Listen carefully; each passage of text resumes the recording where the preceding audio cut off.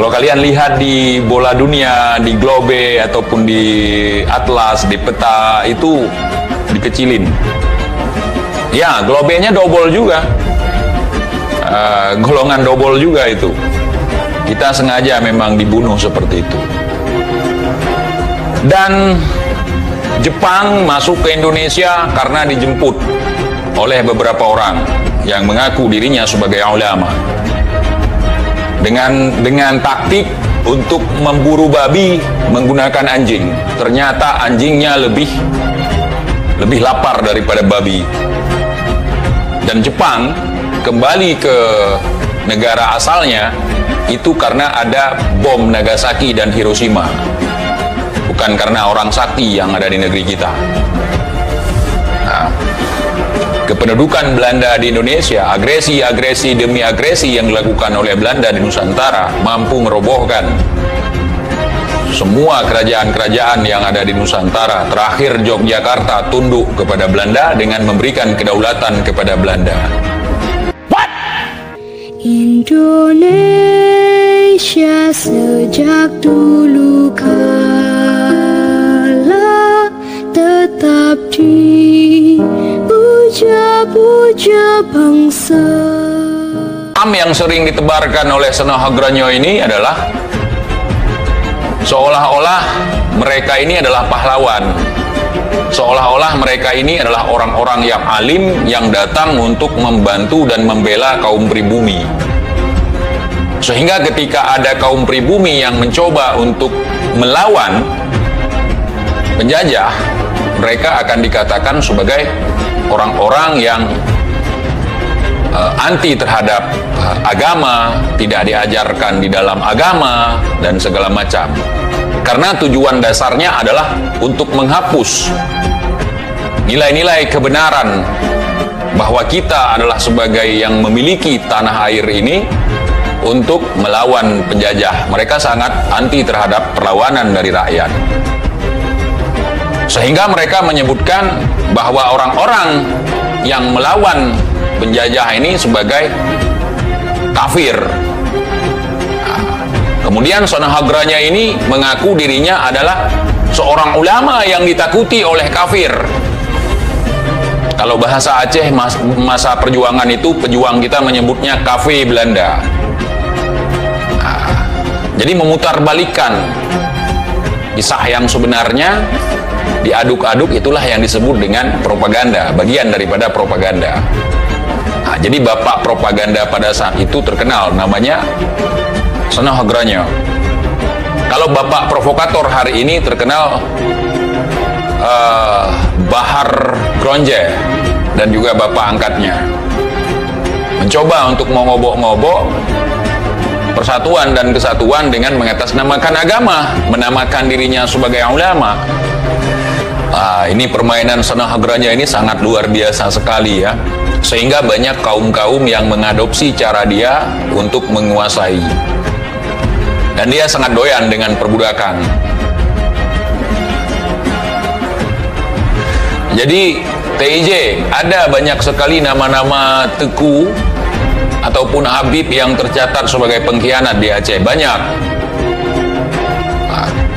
Bahkan ada yang memang darah asli daripada teku itu sendiri, bangsawan asli yang jadi pengkhianat. Begitu juga Habib, bukan nama samaran nyamar jadi Habib, bukan, memang Habib. Memang Habib yang datang kemari. Cuman hari ini sejarah itu sengaja dilenyapkan oleh anak cucunya, seolah-olah itu tidak ada, seolah-olah itu propaganda Belanda. Saya mengakui bahwa di kalangan keluarga kami ada yang berkhianat. Belum lagi yang memang bangsawan yang hasil daripada bentukan Belanda. Itu juga ada. Dengan sandi mereka yang sangat terkenal, Pohpo Coatra, atau dikenal dengan Ampun Cumeh. Ampun Cumeh itu, ampun itu gelar untuk para teku waktu itu. Daulat, daulat tuanku gitu ya. Nah, dipanggil ampun. Ampun Cumeh itu ampun yang menuruti keinginan Belanda dengan cara propaganda Pohpo Coatra. Bunuh orangnya, ambil tahtanya. Itu arti Pohpo Coatra. Cumeh artinya mencuri kedudukan.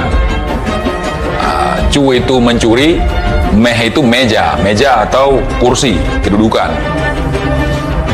Nah, kurang lebih seperti itu, ya. Ya. Jadi setelah saya menyimak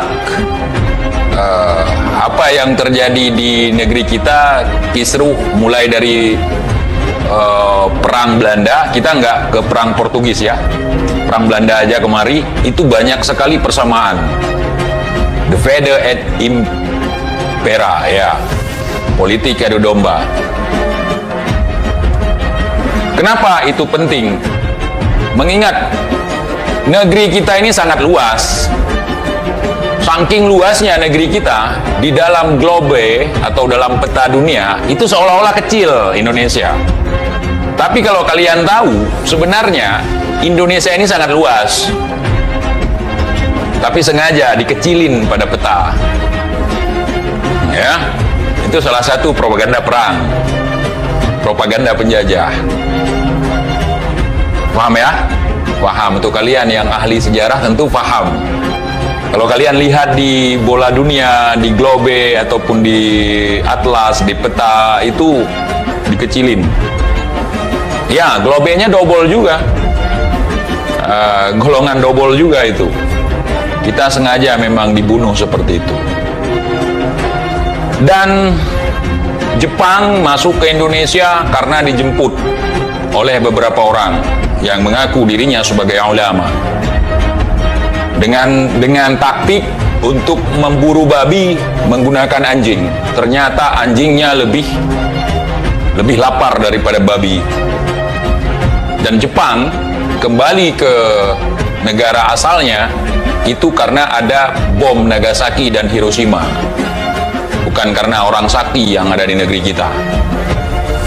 Nah, kependudukan Belanda di Indonesia, agresi demi agresi yang dilakukan oleh Belanda di Nusantara mampu merobohkan semua kerajaan-kerajaan yang ada di Nusantara. Terakhir Yogyakarta tunduk kepada Belanda dengan memberikan kedaulatan kepada Belanda. Bagaimana dengan Aceh?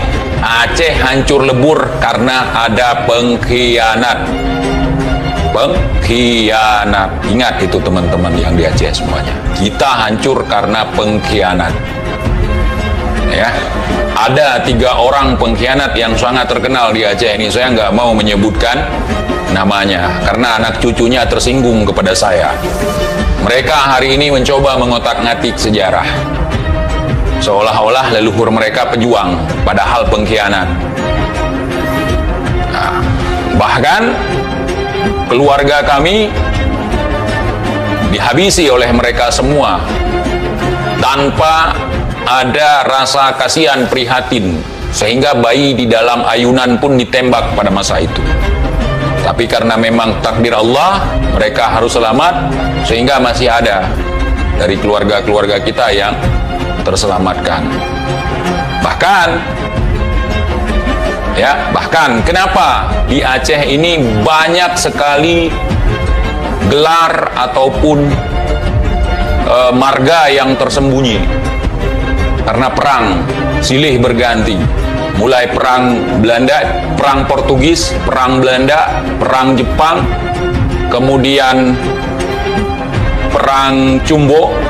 Perang Cumbo itu perang saudara hasil adu domba juga. Yani perang Cumbo itu perang antara bangsawan dengan ulama katanya. Padahal itu hasil rekayasa juga propaganda. Kemudian perang DITI. Kemudian perang PKI. Ada juga di Aceh. Kemudian perang AM tahun 80-90-an. AM itu Aceh Merdeka. Kemudian lanjut lagi GAM. Dan itu berkesinambungan. Dan bukan pakai toa, tapi pakai senjata.